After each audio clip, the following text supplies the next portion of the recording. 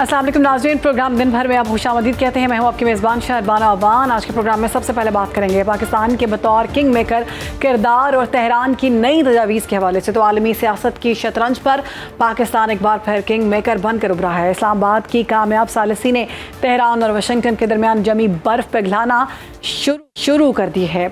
ईरानी वज़ीर ख़ारजा अब्बास अराग़ची का दौरा पाकिस्तान महज रस्मी नहीं बल्कि एक बड़े ब्रेक थ्रू का पेश ख़ैमा साबित हुआ, जिसके बाद ईरान ने आबनाए हुर्मुज़ को दोबारा खोलने और जंग के ख़ात्मे के लिए अमरीकी नई ठोस तजावीज़ पेश कर दी हैं। एक तरफ ईरानी वज़ीर ख़ारजा रूसी सदर पुतिन को इत्तेमाद में लेने सेंट पीटर्सबर्ग पहुँच चुके हैं, तो दूसरी तरफ हम देखते हैं कि अमरीकी सदर डोनाल्ड ट्रंप ने भी पाकिस्तानी क़यादत की बसीरत का एतराफ़ करते हुए मुज़ाकरात के इस अमल को खुशाइंद करार दे दिया है। पाकिस्तान ने न सिर्फ खित्ते में अमन की शमें रोशन की बल्कि ईरानी बंदरगाहों की नाकाबंदी के खिलाफ ट्रांजिट ट्रेड की हिमायत करके वाशिंगटन को एक वाज़ेह और दो टोक पैगाम भी दे दिया है। अमरीकी सदर डोनाल्ड ट्रंप का कहना है कि ईरान जौहरी हथियार नहीं रख सकता, अगर वो आमादा नहीं तो मुलाकातों की ज़रूरत नहीं है। ईरान ने मज़ीद बात अब टेलीफोन पर करने के हवाले से उन्होंने बात की है। हमारे गेस्ट हमें ज्वाइन कर चुके हैं, हमारे साथ मौजूद हैं ब्रिगेडियर रिटायर्ड मसूद खान साहब और माहिर हैं बैनुल अक़वामी उमूर के हसन खान साहब। आप दोनों का बहुत शुक्रिया, हमें ज्वाइन कर चुके हैं। ब्रिगेडियर साहब, सबसे पहले आपकी जानिब आऊँगी, पाकिस्तान ने हालिया कशीदगी में किंग मेकर का किरदार कैसे अदा किया? हमने देखा कि बड़ी कामयाबी के साथ सफारतकारी के मामलात तय किए गए। किस तरह से ईरानी लीडरशिप के हवाले से कहा जा रहा था कि वो पाकिस्तान नहीं आ रहे, लेकिन उसके बाद अब्बास अराग़ची का दौरा पाकिस्तान, किस तरह से देखते हैं आप इसको? जी बहुत शुक्रिया। देखिए, मेरे ख्याल में अगर हम स्टार्ट कर लें कि अब पाकिस्तान का मार के हक हुआ, बुनियाद में मरसूस हमने किया, और जब हमने भी inflicted humiliating defeat on India, उसके बाद पाकिस्तान का जियो स्ट्रेटेजिक प्रोफाइल ऊंचा हुआ था। एक हम सिक्योरिटी स्टेबलाइजर भी बन गए, नेट सिक्योरिटी प्रोवाइडर भी बन गए। सो एक हमारी रेलेवेंस क्रेडिबिलिटी इंटरनेशनली बन चुकी थी। तो इसके बाद से जब ये हालात हुए हैं, स्पेशली जब ये खित्ते में मिडिल ईस्ट में जब ये जंग के हालात डेवलप हुए, उसके बाद सबसे ज्यादा रियलाइजेशन फिगर पाकिस्तान को थी, और पाकिस्तान नहीं चाहता था कि मुस्लिम ममालिक आपस में दस्तो गरिबा हो और उनका आपस में नुकसान हो। सो देयरफॉर तमाम दुनिया एक साइड पे थी, nobody was willing to mediate between these two countries, और पाकिस्तान ने अपना आप को वॉलंटियर किया और वी प्रोवाइडेड ए प्लेटफॉर्म, और जिसके बाद हमने बातचीत के लिए स्टार्ट करवाया। और ख़ास तौर पर 7 और 8 अप्रैल की और रात थी जब डेडलाइन ख़त्म हो रही थी प्रेसिडेंट ट्रंप की। So that was the night जब इंटेंस डिप्लोमेसी देखी गई पाकिस्तान में। That was mainly led by field marshal Asim Munir, और बैक चैनल में he was in contact with the Americans as well as the ईरानीज, and he finally succeeded जब वो खत्म उसको उन्होंने सीज फायर में कर दिया और 2 हफ्ते के लिए उसको एक्सटेंड कर दिया। और उसके बाद देखें बातचीत का हुआ, पाकिस्तान ने प्लेटफॉर्म यहाँ पे दिया और यहाँ पे टीमें सारी यहाँ पे आई, और देखें कि 21 घंटे की तवील मुज़ाकरात हुए हैं। लेकिन एक चीज़ तय है कि जो 47 साल के मसाइल हैं वो 21 घंटे में तय हो नहीं सकते हैं, और इसके लिए जो नीड की स्ट्रेटेजिक क्वेश्चन आप में होने चाहिए कि इस चीज़ों को सेटल करने के लिए। इसके बाद देखें दरमियान में एक डेडलॉक हुआ था, लेकिन उसके दरमियान में देखें उस डेडलॉक के दरमियान में भी आप देखें कि हम इंटेंस एंगेज थे, 24/7 हम एंगेज थे तमाम स्टेक होल्डर्स के साथ। और मोस्ट इम्पॉर्टेंटली उस दरमियान में आपने देखें कि field marshal Asim Munir undertook A dairying visit of Iran जब जंग के बादल थे, और वक्त सिचुएशन ऐसी नहीं थी, लेकिन वो वहाँ पे गए, एक दिन के लिए गए थे, 3 दिन वहाँ पे रहे, and he met all the stake holders थे, जो पावर सेंटर्स थे, उनसे वहाँ से मुलाकातें हुई, और वहाँ से वो करके एक बहुत अच्छी अंडरस्टैंडिंग डेवलप हुए। जिस तरीके से उनके वहाँ पे रिसेप्शन हुई, रिसीव किया गया, तो सब कुछ था। जब यहाँ पे आए इसके बाद जो डेट जो 2 हफ्ते खत्म होने लगे थे, और उसमें भी बड़ा मसला था। Again prime minister of Pakistan field marshal instrumental हुए और उन्होंने इसको एक्सटेंड करवाया, और फिर इट वाज इंडेफिनिट पीरियड के लिए हुआ है।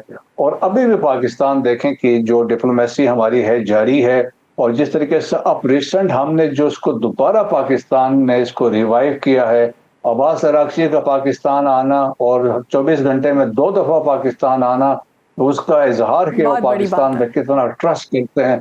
तो दैट्स वाई यहाँ पे आके अब चीज़ें हैं। तो मैं ये कह सकता हूँ कि पाकिस्तान के बदौलत सब्सटेंसिव डेवलपमेंट हो चुकी है। दे हैव एक दूसरे को उन्होंने प्रपोजल एक्सचेंज किया है, اور اس کو ایویلویٹ کر رہے ہیں، اور لائکلی ابھی عراقچی صاحب ماسکو میں ہے اور ماسکو سے وہ واپس تہران جائیں گے، اس کے بعد ہو سکتا ہے by end of this week یہاں پاکستان میں کوئی ایکٹیویٹی ہو. So that is the credibility of Pakistan. اور میرا خیال میں لیٹ می سے دس تھنگ، ہسٹری جو ہوگی، تاریخ جو ہوگی، وہ جو جج کرے گی، وہ ٹیسٹیفائی کرے گی. جب کوئی تیار نہیں تھا، ایک ہی قوم تھی، ایک ہی ملک تھا جو پاکستان تھا، اس نے آ کے یہ میڈیشن کی رسپانسبلٹی لی، اور وہ چاہتا تھا کہ دنیا یہ پریونٹ کرنا چاہ رہا تھا ایک جنگ و جدل جو ہونے والی تھی.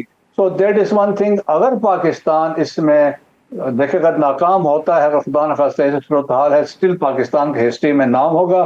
سیکنڈ، اگر پاکستان کامیاب ہو جاتا ہے تو یہ انٹرنیشنل کمیونٹی کی کامیابی ہوگی، اور جس میں سب کو اس میں کریڈٹ مل جائے. بالکل ٹھیک ہے. حسن خان صاحب، آپ کی جانب آئیں گے.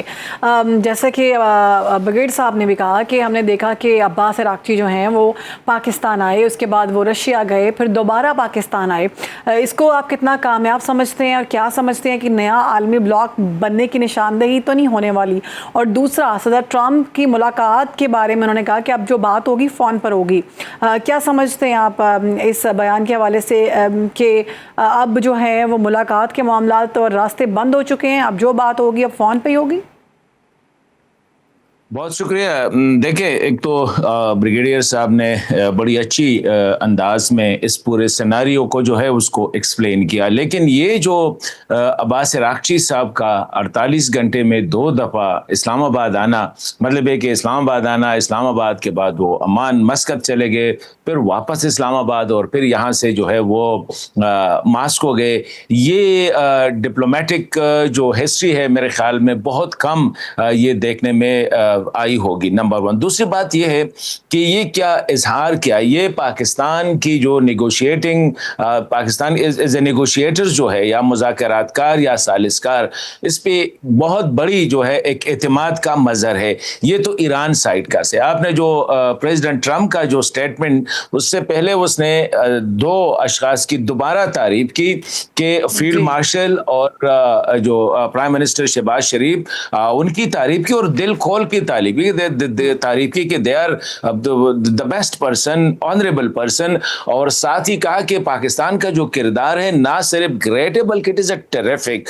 تو میرے خیال میں یہ ہمیں جو ہے آرڈینری سٹیٹمنٹ یہ نہیں ہے، نہ یہ جو وزٹس ہے یہ آرڈینری وزٹس ہے. یہ دنیا کی ڈپلومیٹک ہسٹری میں جو ہے یہ پاکستان کے لیے میرے خیال میں اگر لوگ کہہ رہے ہیں کہ these are the miracles which are happening, تو وہ غلط نہیں ہے. لیکن اس میں ہمیں جو ہماری جو لیڈرشپ ہے اس وقت، سول ملٹری لیڈرشپ جو ہے پولیٹیکل سائڈ پہ اور ملٹری سائڈ پہ، ہمیں دل کھول کے، جس طرح پوری دنیا ان کی تعریف کر رہی ہے، تو میں سمجھتا ہوں کہ ہمیں بھی یہ اعتراف کرنا چاہیے کہ اس وقت اگر دنیا کو تیسری عالمی جنگ سے بچایا ہے، اگر یہ 10 اپریل سے یہ جو ابھی تک جنگ بندی ہے، اس کا سہرا کس کے سر پہ ہے؟ یہ پاکستان کے سر پہ ہے. اور میرے خیال میں جس طرح پریزیڈنٹ ٹرمپ نے کہا کہ پاکستانی جو ہے انگیج ہے، ابھی بھی انگیج ہے، وہ مطلب یہ ہے کہ وہ لگے ہوئے ہیں، وہ پیچھے نہیں ہٹ رہے ہیں. تو میں سمجھتا ہوں کہ یہ اس وقت پوری دنیا کی نظریں نہ صرف یہ ہے کہ 2 وارنگ پارٹیز جو ہے امریکہ اور ایران کا، پاکستان پہ اب ایسا لگ رہا ہے کہ وہ بلائنڈ ٹرسٹ کر رہے ہیں کہ پاکستان جو کر رہا ہے ٹھیک کر رہا ہے، دونوں کا اعتماد ہے. کچھ سپوائلرز ہے، کچھ یہ جو والچرز ہے جو کہ سائڈ پہ بیٹھے ہوئے ہیں، اور کوشش ان کی یہی ہے کہ، لیکن ان کو پے در پہ میرے خیال میں ان کو منہ کی کھانی پڑ رہی ہے. تو یہ اس وقت دنیا کو بھی یہ احساس ہے کہ اس وقت اگر ایران پہ مزید حملے نہیں ہو رہے، اس وقت اگر گلف کنٹریز پہ حملے نہیں ہو رہے، تو یہ جو سارا جو کریڈٹ ہے it goes to Pakistan. Number 1. دوسرا یہ ہے کہ دنیا کو میرے خیال میں جنگ میں جو سب سے بڑی کامیابی ہوتی ہے، بریگیڈیئر صاحب اچھے سمجھتے ہیں کیونکہ از اے ملٹری مین، اس میں یہ پاز لینا جو ہوتا ہے یہ بڑا امپورٹنٹ ہوتا ہے کہ آپ ایک ٹائم کے لیے جو ہے جنگ کو روکے. وہ جتنا کم ٹائم ہو پھر بھی اچھا ہوتا ہے، کیونکہ جب جنگ روک جاتا ہے تو باتوں کے لیے اسپیس کریٹ ہو جاتے. تو یہ جو نیگوسیشن کے لیے، ڈائلاگ کے لیے یہ جو اسپیس کریٹ کیا ہے، یہ پاکستان کی جو موجودہ لیڈرشپ ہے، وہ خواہ وہ ملٹری لیڈرشپ ہے یا ملٹری، بلکہ پولیٹیکل اور ملٹری دونوں کی جو ہے وہ ایک ایسا ایک جل کر گئے ہیں. بالکل حسن صاحب، ہم نے دیکھا کہ ایران نے جس طرح سے پاکستان آ کر پھر اس کے بعد 48 گھنٹوں کے اندر دوبارہ سے پاکستان آنا اور اپنے تمام تر فیصلے جو ہیں وہ پاکستان کی طرف چھوڑ دینا، تجاویز ماننا، یہ بہت بڑی بات ہے. یہ اس چیز کی ایک کلیئر انڈیکیشن ہے کہ ایران کتنا پاکستان پر ٹرسٹ کر رہا ہے اور پاکستان کی لیڈرشپ پر کتنا ٹرسٹ کر رہا ہے. بلکہ پوری دنیا اب پاکستان کی لیڈرشپ کی اور اس سفارتکاری اور ثالثی کے کردار کی تعریف کرنے کے لیے مجبور ہو چکی ہوئی ہے. بغیر آپ کی جانب آؤں گی، ہم نے دیکھا کہ ٹرمپ نے چین اور ایران کی گٹھ جوڑ پر تشویش کا اظہار کیا ہے. کیا بیجنگ اس امن عمل میں پاکستان کے ساتھ پس پردہ کوئی کردار ادا کر رہا ہے؟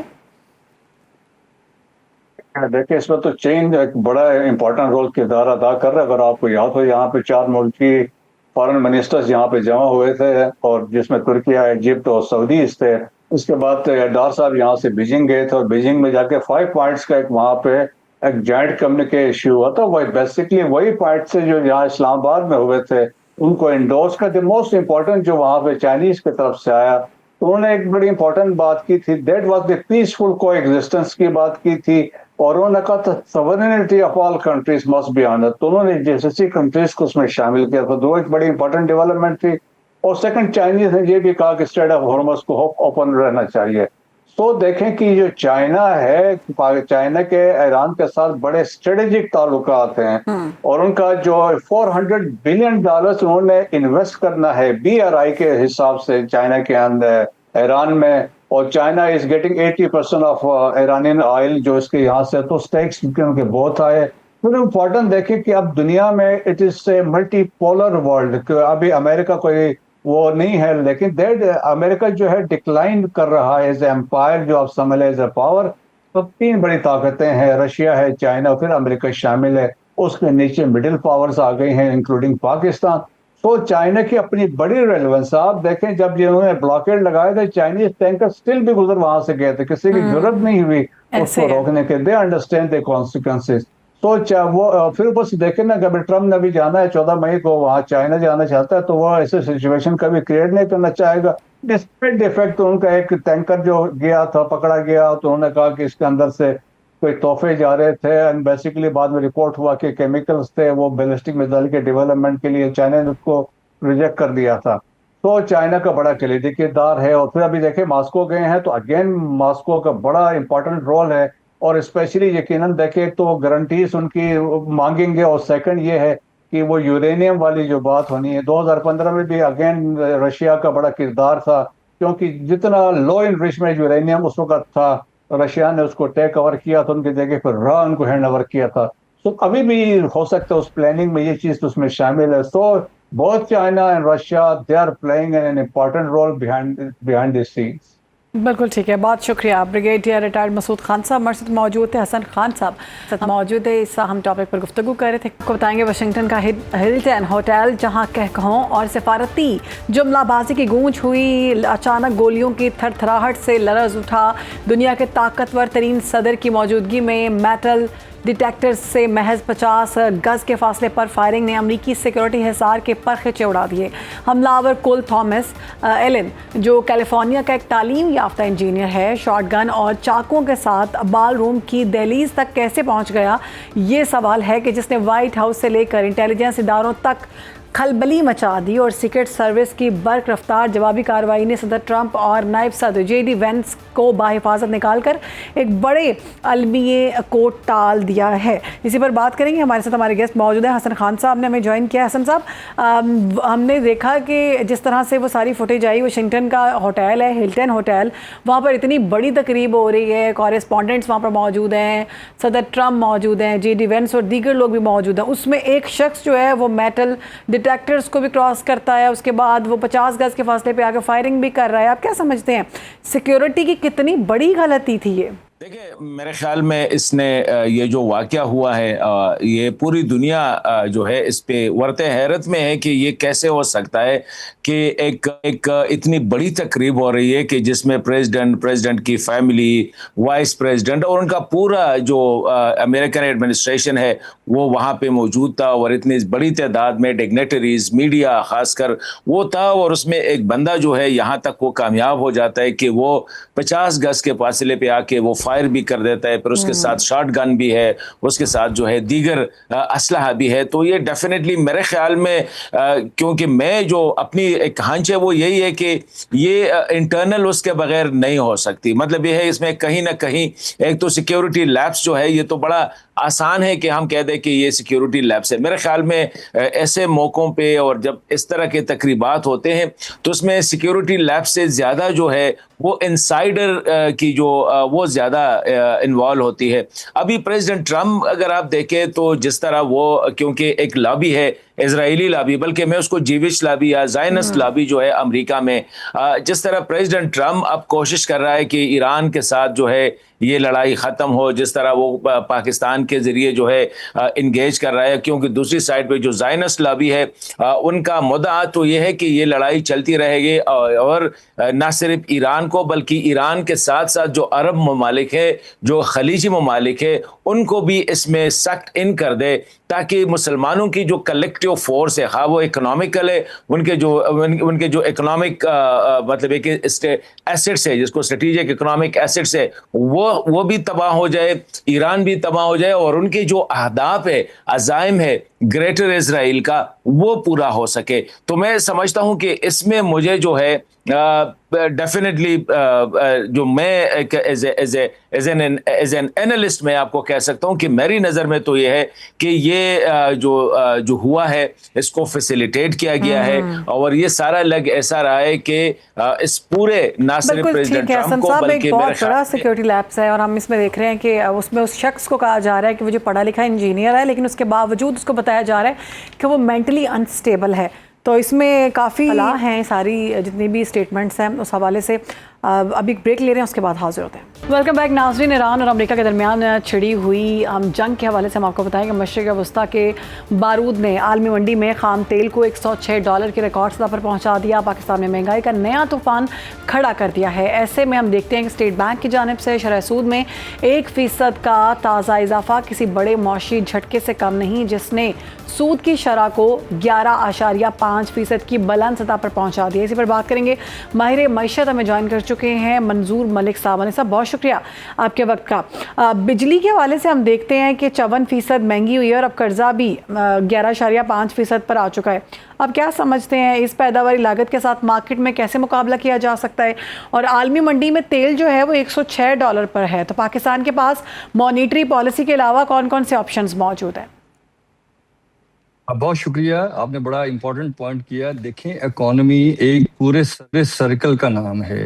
اس سرکل میں ایک اینگل جو ہے یا ایک پوائنٹ جو ہے وہ شرح سود ہے, اور ایک انرجی ہے جس میں پیٹرولیم کو ہم کہتے ہیں. اس کے علاوہ بہت سارے فیکٹرز ہیں. اصل میں پاکستان میں انفارچونیٹلی جو ہم نے 1974 کے ایکٹ آف نیشنلائزیشن ہے اس کی جڑیں بہت پھیلا دیں, جس کی وجہ سے آپ ایسی کمپنیاں بناتے چلے گئے جو ہائیلی پروفیٹیبل ہیں. ابھی آپ نے پچھلے دنوں میں دیکھا ہوگا کہ پیٹرولیم منسٹر خود مان رہے تھے کہ ہم نے کیسے کیسے کانٹریکٹ کیے ہوئے ہیں.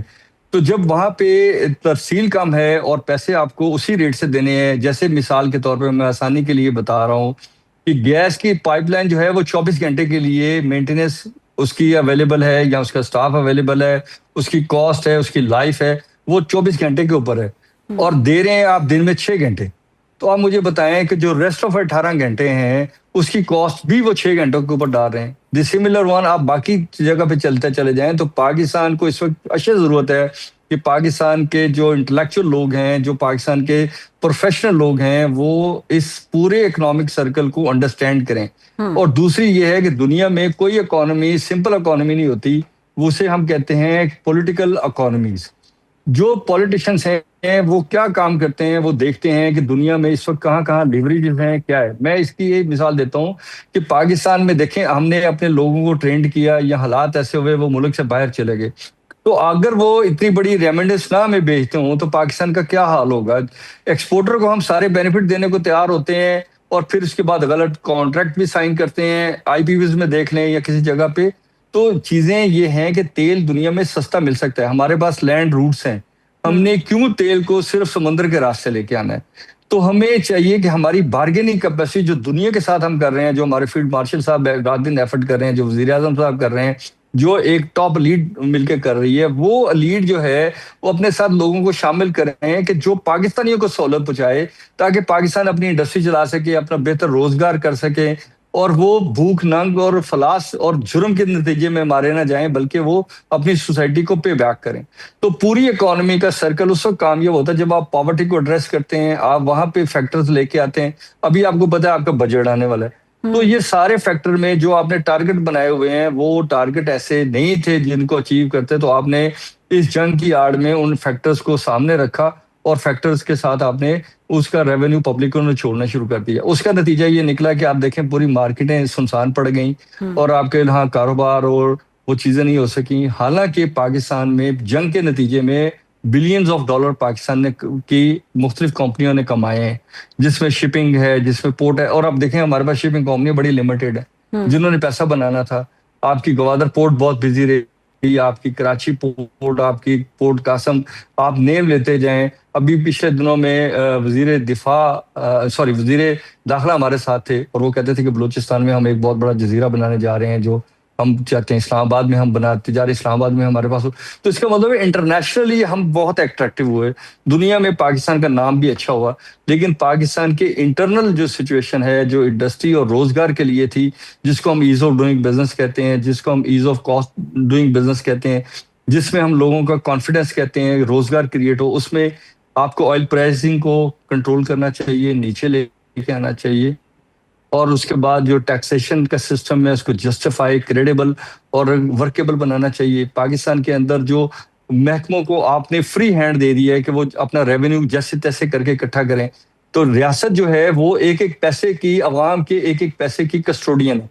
अगर मेरा पैसा किसी महकमे ने गलत तरीके से लिया हुआ है और वो मुझे वापस नहीं कर रहा, तो इसका मतलब है कि वो पाकिस्तानियों को कारोबार से बाहर कर रहा है। और यहाँ पे जो कंपनियां बिजनेस कर रही हैं उनको किसी को आप लीवरेज दे देते हैं, किसी को आप लीवरेज नहीं देते। तो पूरी इकोनॉमी को अगर स्टडी करें तो हमें ये सामने आएगा कि पाकिस्तान में ढोल पीटने के पीछे जो नाचने वाले हैं उनके अंदर भी कुछ हमें रिफॉर्म लेके आने पड़ेंगे, ताकि लोकल सतह पे पाकिस्तान अपना नाम अच्छा कर सके। बिल्कुल, बहुत ज़बरदस्त तरीके से आपने बताया मलिक साहब। मार्केट में ये जो मंदी की सूरत हाल हम देख रहे हैं, आप क्या समझते हैं कि सरमायाकारों को मज़ीद किसी किस्म का भी टैक्स बर्दाश्त करने की सकत उनमें मौजूद है, जो कि नहीं है, हम देख रहे हैं, तो इस तरह तो हमारे सारे बिजनेसेस ठप नहीं हो जाएंगे? बड़ा इंपॉर्टेंट पॉइंट है मैम। देखिए पाकिस्तान में आप मुझे बताएं कि टैक्स का रेट क्या है, आपका सेल टैक्स का रेट क्या है। आप नेट कैलकुलेशन करें तो आपको पता चलेगा कि ये मल्टीप्लाइड है। ये जो महंगाई आपको नजर आती है, ये गवर्नमेंट को उन फैक्टर की वजह से है कि जहां से आप बुनियादी तौर पे रेट को लेके चलते हैं और फिर उसको वैल्यू एडिशन के नाम पे, दुनिया में इस तरह की कोई वैल्यू एडिशन नहीं है जो पाकिस्तान में होती है। तो उसका नतीजा ये निकला कि दरमियान के लोग निकल गए। तो उसका नुकसान ये हुआ कि पाकिस्तान में जो प्रोडक्शन होनी थी, देखिए रोजगार क्रिएट हो जाए और उसकी अपॉर्चुनिटी हो, तो फर्ज करें मेरा 8 घंटे काम करने से सर्वाइवल है और किसी वजह से महंगाई होगी तो मुझे 10 घंटे काम करना पड़े, तो 10 घंटे की अपॉर्चुनिटी भी होनी चाहिए ना, कि मेरे लिए ऐसा मौके तलाश किए जाए कि मैं 10 घंटे काम कर लूं, मैं 12 घंटे काम कर लूं, या मुझे कोई टूल दिए जाए, मेरी कोई स्किल डेवलप की जाए जो मैं इंटरनेशनल मार्केट के साथ बार्गेन करूं। तो हमें ये चाहिए कि हम पाकिस्तान को economy wise, social structure wise और पाकिस्तान की पॉपुलेशन वाइज और पाकिस्तान के जो हम प्राइड बनाते हैं, जैसे अभी आजकल हम प्राइड बना रहे हैं कि पाकिस्तान को एक अच्छा कुदरत ने मौका दिया और हमारे लोगों ने 2 मुल्कों के दरमियान, 3 मुल्कों के दरमियान नहीं बल्कि पूरी दुनिया के दरमियान एक अमन का पैगाम दिया और एक अमन की कस्टोडियन के तौर पर सामने ठीक है। तो हमें अपने हाउस को भी बरकरार रही तो मामलात मजीद हम देख रहे हैं खराब होते दिखाई देते हैं। बहुत शुक्रिया हमारे साथ मौजूद मलिक साहब इस मामले के हवाले से गुफ्तगू कर रहे थे। आगे बढ़ेंगे, आपको बताएंगे पाकिस्तान सुपर लीग के 11वें एडिशन का जादू अब सर चढ़कर बोल रहा है, जहां हम देखते हैं कि राउंड मैचेस की सनसनीखेज एहतमाम के बाद प्ले ऑफ के 4 बेहतरीन टीमों ने टाइटल की जंग के लिए कमर कस ली है। इसी पर बात करेंगे। स्पोर्ट्स एनालिस्ट हमारे साथ मौजूद हैं हाफिज़ इमरान साहब। बहुत शुक्रिया हाफिज़ साहब वक्त देने के लिए। हम देख रहे हैं कि पेशावर ज़ल्मी के हवाले से 17 पॉइंट्स के साथ वो टॉप पे नज़र आती है, तो आप क्या समझते हैं बाबर आजम की क़यादत में ज़ल्मी इस बर्तरी को आगे टाइटल के तौर पर जीतते हुए कामयाबी के साथ आगे बढ़ते हुए नज़र आ रही है, देख सकते हैं हम? देखिए करते हैं कि वो प्ले ऑफ में अब चूंकि मैचेस शुरू हो जाने हैं तो क्या वो उस कारकर्दगी के सिलसिले को बरकरार रख पाते हैं या नहीं रख पाते हैं। लेकिन अब तक की उनकी कामयाबियां लीग के मराहल में अगर देखी जाती हैं तो उसमें ابتدا میں غیر ملکی فاسٹ بولرز بنگلہ دیش کے ناہید اور شرفل کا بڑا اہم کردار تھا، لیکن ان کی بیٹنگ نے بہت شاندار انداز میں پرفارم کیا ہے، بالخصوص اگر آپ بابر اعظم کی بات کریں یا ان کے ساتھ کوشل مینڈس کی، تو یہ دو بیٹرز ایسے اس وقت اس ٹیم میں نظر آ رہے ہیں جو بہت شاندار انداز میں مخالف بالرز کی ہر حکمت عملی کو ناکام کرتے ہوئے دکھائی دیتے ہیں۔ تو ڈپینڈ یہ کرتا ہے کہ اب جب یہ اگلے مرحلے میں چلے گئے ہیں کیا وہاں پر یہ اسی فارم کو برقرار رکھتے ہیں، اسی طریقے سے رنز کر پاتے ہیں یا نہیں کر پاتے ہیں، اور اگر ان دونوں کی وکٹیں جلد کوئی ٹیم لے لیتی ہے پھر کیسے رسپونڈ کرتی ہے زلمی، تو دیکھنے کی بات یہ ہوگی۔ لیکن اگر ابھی تک کی کارکردگی کو دیکھا جائے تو اس میں کوئی دوسری رائے نہیں ہے کہ زلمی کے ٹاپ آرڈر نے بالخصوص بہت شاندار کھیل کا مظاہرہ کیا ہے۔ بابر اعظم پاکستان کی کپتانی بھی کر چکے ہیں، زلمی کی بھی کپتانی کر رہے ہیں، ایک سے زیادہ مرتبہ ان کو یہاں پر بھی یہ ذمہ داریاں نبھاتے ہوئے 1 سال سے زیادہ مرتبہ۔ عمران صاحب ابھی یہ بھی خبر گردش کری کہ وزیر اعظم شہباز شریف نے اسٹیڈیم کے دروازے کھولنے کے حوالے سے ہری جھنڈی دکھا دی ہے، تو اس حوالے سے بتائیے گا کہ اگر ایسا ہو جاتا ہے تو یہ کتنا بہتر ہوگا، کھلاڑیوں کی پرفارمنس پہ ظاہر ہے اس سے فرق پڑے گا، اور دوسرا فائنل کی ٹکٹس کی قیمتوں کی بات کی جا رہی تھی کہ کافی مہنگی ٹکٹس جو ہیں وہ بیچنے کی بات ہو رہی ہے، تو کیا یہ ناانصافی نہیں ہے شائقین کرکٹ کے لیے؟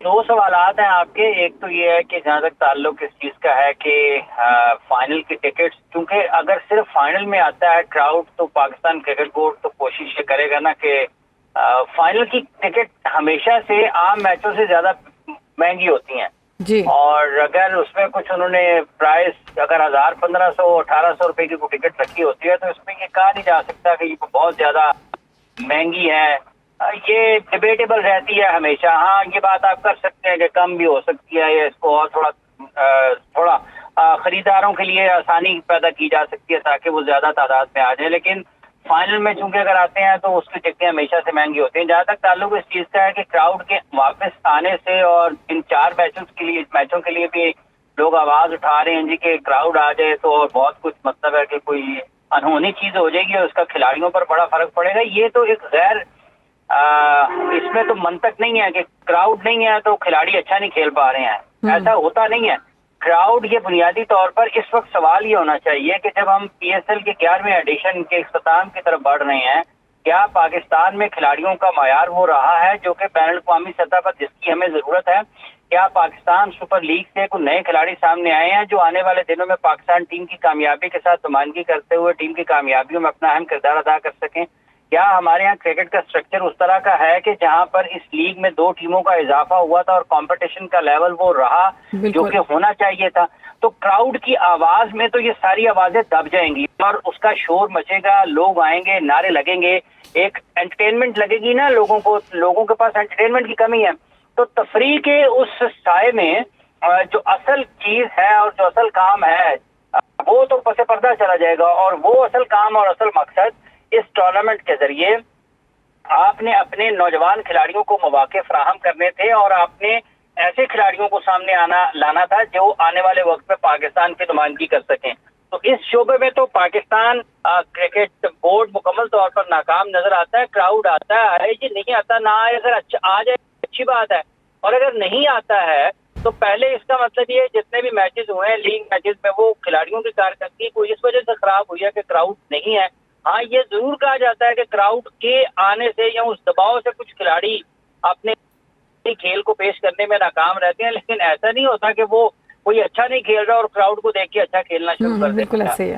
ہے، وہ مختلف چیزیں ہیں، تو سب سے اہم چیز یہی تھی، یہی ہے اور ہونی بھی چاہیے۔ پاکستان کے بڑے جید صحافی اس حوالے سے آواز بلند کر رہے ہیں جی وہ بہت بڑی بات ہو جائے گی اگر کراؤڈ آ جائے۔ وہ بندہ خدا یہ پوچھیں کہ آپ کے اپنے پلیئرز کے بالکل بہت اہم پوائنٹ جو ہے عمران صاحب آپ کی جانب سے اٹھایا گیا ہے کہ کراؤڈ کے آنے سے کسی کی پرفارمنس نہیں ہو سکتی، اگر کوئی اچھی پرفارمنس دے رہا ہے تو ہو سکتا ہے وہ اس سے زیادہ بہتر پرفارم کرے۔ بہت شکریہ، ہمارے ساتھ موجود تھے حافظ عمران صاحب۔ آج کے پروگرام سے ہمیں دیجیے اجازت، آپ سے ملاقات ہوگی کل۔ اللہ حافظ۔